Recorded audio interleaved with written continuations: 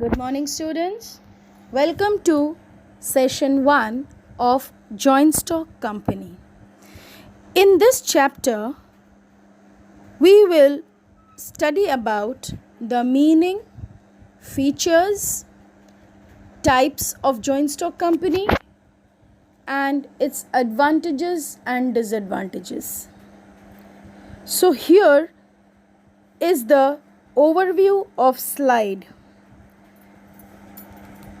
Meaning of joint stock company, types of joint stock company, advantages of joint stock company, disadvantages of joint stock company, features and conclusion. Now, what is joint stock company?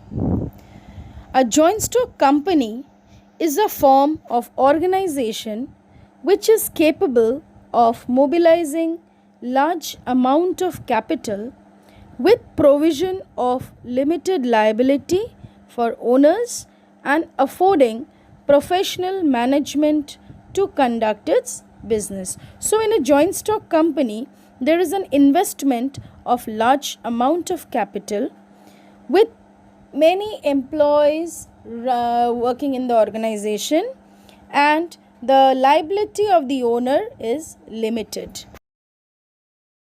Now this slide shows the classification of joint stock company. As you can see, joint stock company is classified mainly into three. The first is chartered company, second registered company, and the third is statutory company. Registered company is further divided into two. That is, registered company limited by promise and registered company limited by share. Again, registered company limited by share is further classified into two: public limited and private limited. So, the first is chartered company. The companies that form by the order of a King of England are called chartered company. These companies were formed before 1844. For example, East India Company. I think all of you have heard about this company. Chartered Bank of England, the charter of the British South Africa Company given by Queen Victoria. So, the companies which are formed by the King of England in particular. So, the best example of this kind of company is East India Company, and there are others too, but this is very common. Next is registered company. Companies that are formed under the prevailing law of the company are called registered company. The corporation that has filed a registration statement with the SEC prior to releasing a new stock issue is called registered company. It is of two types: unlimited company and limited company. So, the second category of registered company is limited company. The liabilities of the shareholders are limited in this type of company. This liability of company again can be of two types: by guarantee and by share value. So, the company limited by share can be again of two types: private limited company and public limited company. Next is public limited company, where the number of shareholder ranges from 7 to share limitation. The share of the public company is traded in the stock market. Next, I move on to advantages of joint stock company. First is huge resources. A company can raise large amount of resources by issuing shares in case of public company. Limited liability. The liability of the shareholders is limited to the extent of the face value of the shares held by them or guarantee given by them. Next, efficient management. A company can hire the service of professional manager for its functional areas because of its financial strength. Next is public confidence. A company submits required information to the government and other authorities at regular intervals. This also helps in building a reputation between the company and the government. Next is scope for expansion.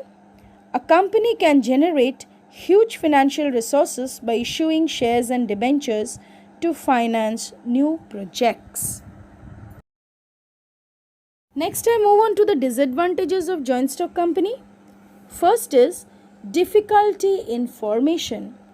The formation of joint stock company is very difficult. It is time taking because lots and lots of formalities are involved. Policy making, then your guidelines, okay, so recruitment process. So this is a very lengthy process and the establishment is also time taking and expensive as compared to any other form of organization. Second, delay in decision making. The board of directors of the company decides about the policies and strategies of the company, and certain decisions are taken by the shareholders as well. A statutory companies are those which are formed by the order of the president or by the legislative committee or by the bill of parliament. Statutory companies are operated by those laws. For example, municipal councils, universities, central banks and government regulators. These are all examples of statutory company. So basically in statutory company you need to know how these companies are formed. So the keyword for this is they are formed by the order of the president or by the legislative committee or by the bill of parliament. So either of these three things are important for the formation of statutory company. Next disadvantage is lack of secrecy.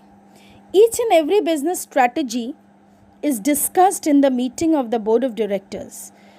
The annual accounts are published and compliance to government, tax authorities, etc.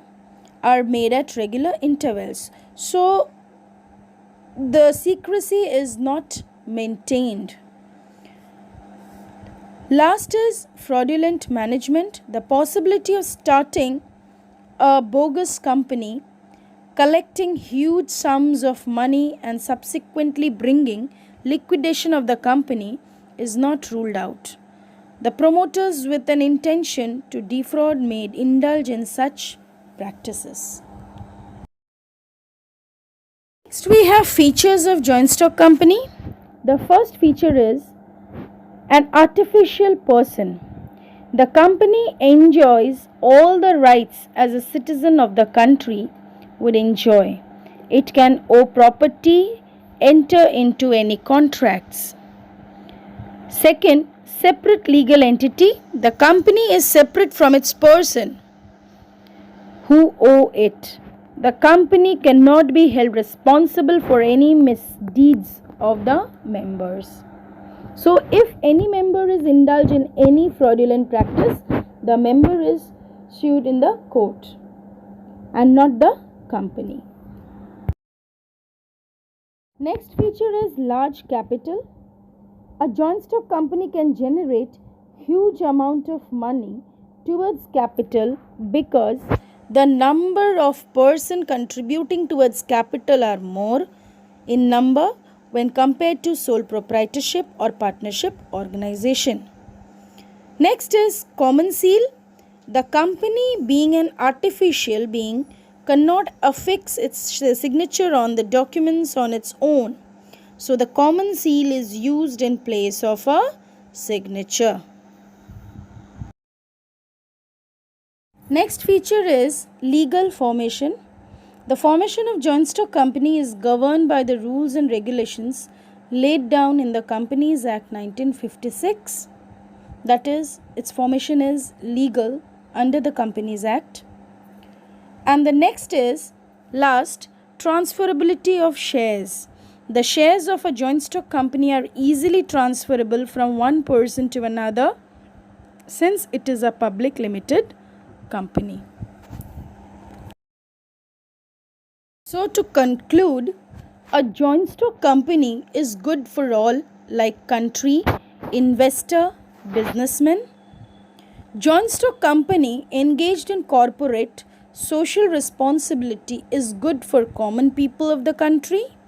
And lastly, a joint stock company deals in large scale so the natural resources can be utilized in proper manner.